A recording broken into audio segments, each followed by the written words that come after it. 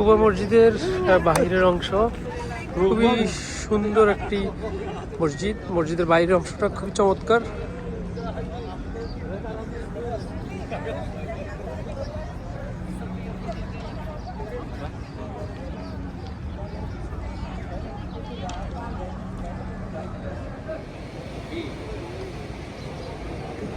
মসজিদে কুবার ভেতরের অংশ আপনারা দেখতে পাচ্ছেন। মসজিদে কুবা খুবই ফজিলতপূর্ণ একটি মসজিদ। এখানে 2 রাকাত নামাজ, নফল নামাজ পড়লে আপনি কবুল উমরার সমান সওয়াব পাওয়া সম্ভব।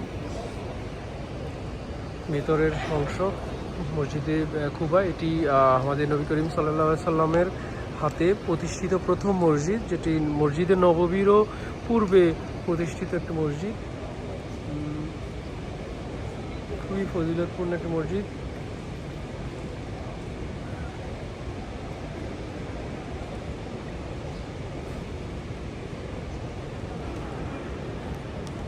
আসসালামু আলাইকুম।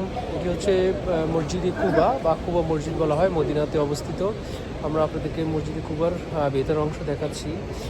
মসজিদের কুবাকে বলা হয় হযরত মুহাম্মদ সাল্লাল্লাহু আলাইহি ওয়াসাল্লাম নবুয়তপ্রাপ্ত হওয়ার পরে সর্বপ্রথম ওনার নিজের হাতে যে মসজিদ নির্মাণ করেন, এটি হচ্ছে সেই মসজিদ, যেটি মসজিদে নববীরও পূর্বে প্রতিষ্ঠিত একটি মসজিদ, মসজিদে কুবা।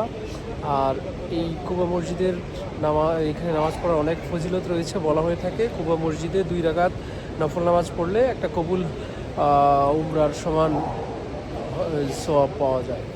তো এটি হচ্ছে মসজিদে কুবার ভিতরকার অংশ।